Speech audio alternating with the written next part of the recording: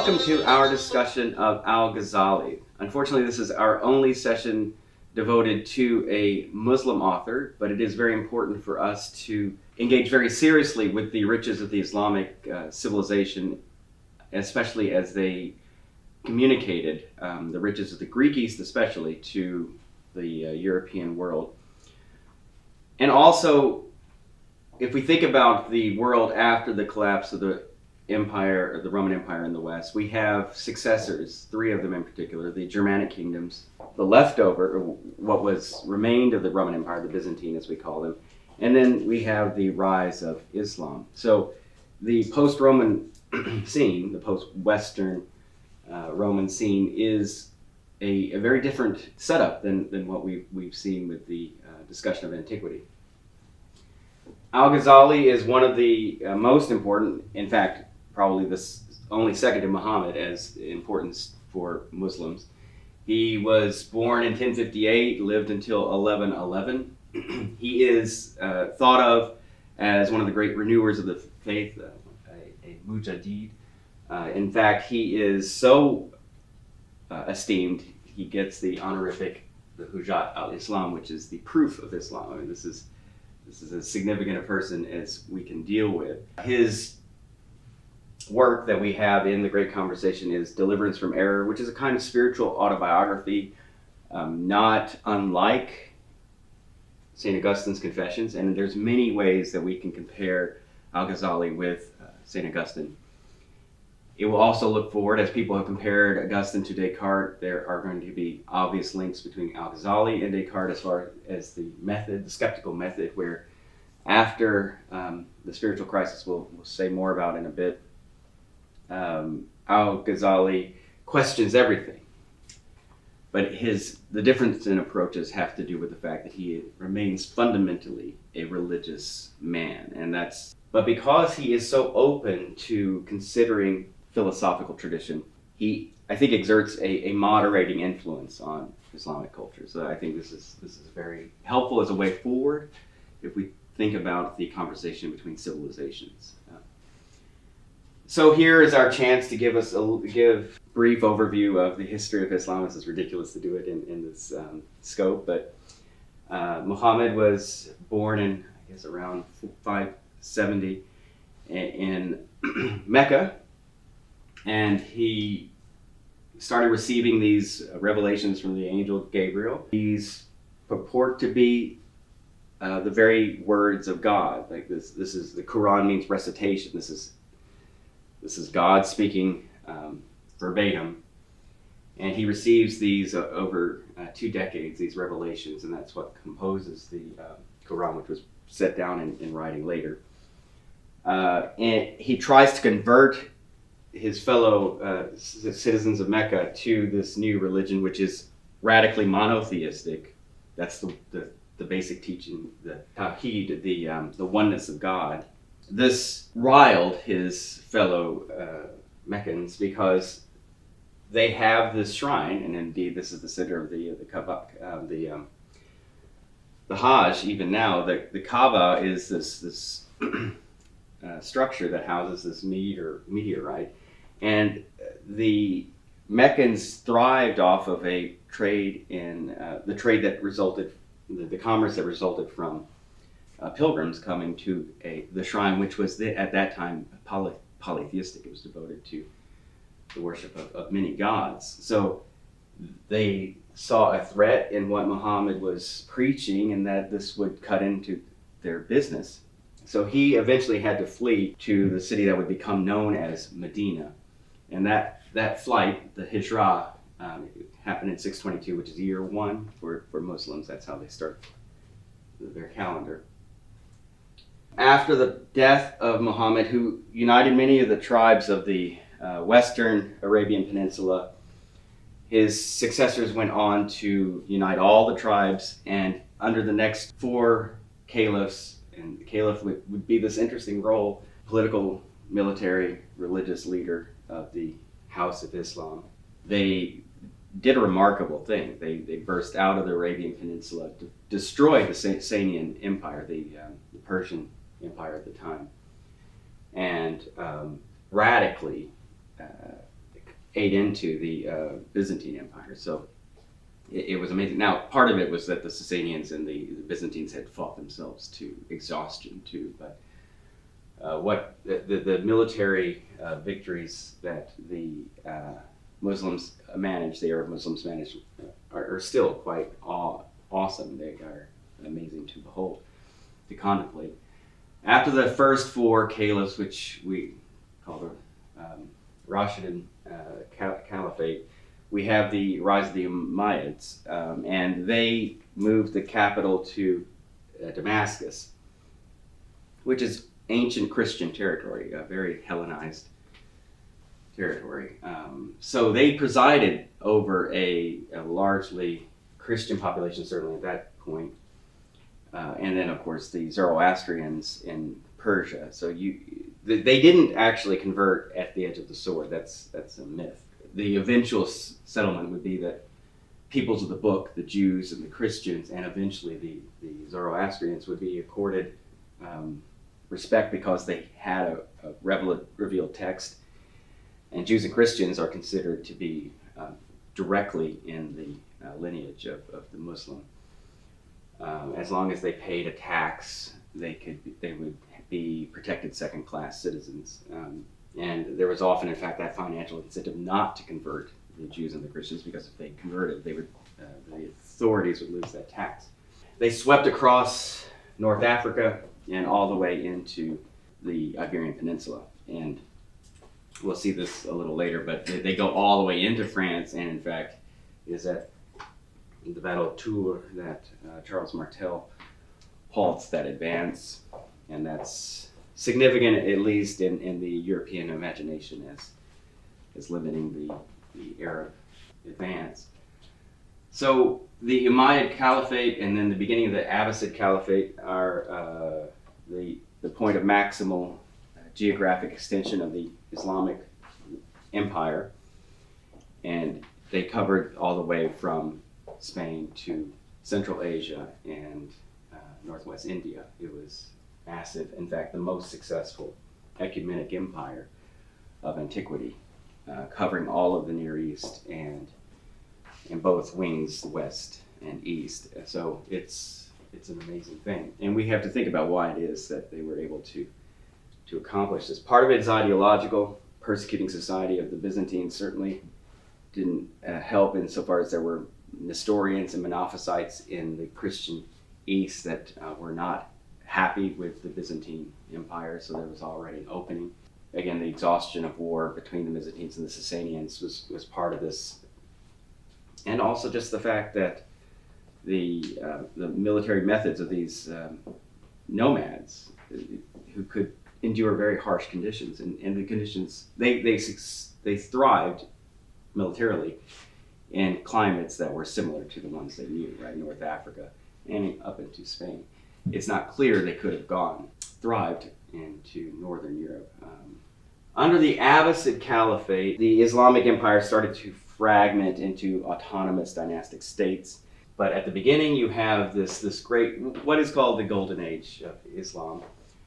One can mark it from the founding of the House of Wisdom in Baghdad, which was the newly constructed capital of the Abbasids, moving it from Damascus, which is the capital of the Umayyads, into the very heartland of civilization, what we've known all along, just and not far north from where Uruk was in Babylon. This was Baghdad, and this grand house of learning, unlike grander in scope as far as a scholarly center than anything that had ever been seen in the world before. The Caliph Harun al-Rashid is the one who developed this institution, and his son al-Mamun put even more resources into it. That lasted until 1258, when the Mongols sacked Baghdad and destroyed the House of Wisdom. The translation movement is so key to this story, because in about 786, the Abbasids committed themselves to this project of collecting every significant manuscript or book in the world that they could get their hands on and translating it into Arabic. This is how, for instance, certainly great Persian works survive, but for our interest is in the West, quote unquote, the survival of so much of the great monuments of Greek antiquity, a lot of that is owed to this translation movement, which itself depended on a prior translation movement into Syriac. So these are all Semitic languages. So this is another way of returning back to the roots of civilization. We're going back into the one of the original matrices of antiquity, the Semitic thought world. At the same time, after a little bit after the heyday of the translation movement, we have the rise of a shadow caliphate, the Fatimids. And here's a good time to raise the question. One of the fundamental splits in the Muslim world is between Sunni and Shiite. This has to do with the question of succession, who would stand in the place of Muhammad after his death. The Shiites hold they are the party of the Shia, the party of Ali, who was the son-in-law of Muhammad, the fourth caliph, as it turned out, and the husband of Fatima, and that's where this term Fatimid Caliphate comes from. One of the sects of the Shiites, the Ismailis, are going to be dealt with in this work, Deliverance from Error. The Shiites hold that, generally, and the Ismailis in particular, that there's a esoteric teaching in the Quran that is you have to be kind of initiated into. And of course, their main concern was that the procession of authority from Muhammad proceed according to dynastic. The Sunni, which are the dominant form of Islam in the world, held to the original procedure, which was that right after Muhammad's death, it was a matter of the grandees getting together and kind of electing the caliph. So the Fatimids were Shiites, and they started to grow in North Africa, and in fact, when the surviving Umayyad after the Abbasid takeover had set up shop in Iberia and Andalusia, the Fatimids started to rise in North Africa, and it would eventually take most of North Africa, set up a new city, Cairo, and reach all the way up into the Levant. And this was the situation under when al-Ghazali was born. That, along with a second power that was rising from the east, and that was the Seljuk Empire. These were Turks from the Aral Sea region originally. They got Persianized, and that's the actual place that the world that al-Ghazali was born into. He was born in a Seljuk-controlled Persia, and he, in fact, was a great advisor to the good vizier, Nizam al-Mulk, who would eventually come as vizier under a sultan, but eventually more or less ruling by himself, come to take over much of the Abbasid realm that was left when you bracket out the Fatimids. So the Seljuks, when they defeated the Byzantine army at Manzikert in 1071, this was one of the great triggers. Well, that was the trigger for the request by the Byzantine emperor for help from the West, and that's when that's why Pope Urban II called for the crusade in 1095, the First Crusade. So that story intersects further with al-Ghazali, as we'll see. So Nizam al-Mulk, this good vizier, looking to the West and the Fatimid Caliphate and the Shiite theology that it was producing in Al-Azhar in Cairo, this great institution of learning, set up his own system of schools, the Nizamiya, named after him. And it was these centers of learning that al-Ghazali would work at. First at Nishapur, which was in Persia, in the Persian territory, in 1106, advising Nizam al-Mulk in that time period, and then eventually getting appointed by Nizam al-Mulk to the Nizamiya in Baghdad. So this would be the most prominent position, professorship as it were, in the Muslim world at the time. He was being called upon as the Mujaddid, the great renewer of the Islamic faith. And so he taught there for about 4 years, drawing crowds of 1200s. And then he had this great spiritual crisis in 1095, the year that Pope Urban II preached the First Crusade. And he left his job, he sold his goods, and he became a wandering ascetic of sorts. He went to Jerusalem just a few years before the Crusaders would take it from the Fatimids. A lot of those, and it's sobering to think, a lot of the faces that he looked upon as he was going to the Dome of the Rock and so on, a lot of those faces would be slaughtered just a few years later by the Crusaders. He went on to do the Hajj in Mecca and so on. Eventually he went back to Baghdad in 1097. He stayed there for several years and then was called back to Nishapur to teach at the Nizamiya there in 1106, where he continued to his death 5 years later. So after an intermission of 11 years, he went back to teaching. Okay, a couple of years before his death, he wrote this work, Deliverance from Error. It's one of the great texts. He has the three most prominent, this one and the other two he wrote. The Revival of the Religious Sciences, which is very important for Muslim thinking, and then the Incoherence of the Philosophers, which dovetails with what we're going to see here. The question that one wants to think about, one of the ones that's driving him in Deliverance from Error, is what authorizes the authorities that we live by. He starts off thinking, I started out as a conformist thinker. I just took what was taught to me. Taqlid is this traditional or conventional or conformist thinking. Taqlid. And he's asking, he has a skeptical question. How do I know that any of this is true? And we can ask ourselves that even if we're not religious, because we all live by some kind of a belief system. We take seriously either the script the world just hands us as far as what counts for success, what counts for happiness. We take as authoritative all kinds of things that we do not just question automatically. We have to stop and be intentional about considering what are the bases of the script that I am following in my life. And it's just, as far as how should we live, this is as basic as any question that we can grapple with. What are my authorities? What do I take seriously when I'm... The great medieval, this really is the most important kind of thing for the whole semester. The great medieval dilemma is how to reconcile reason and revelation.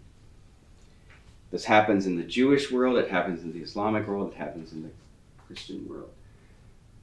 Reason represented by the philosophers of the classical world especially. Revelation given to the peoples of the book.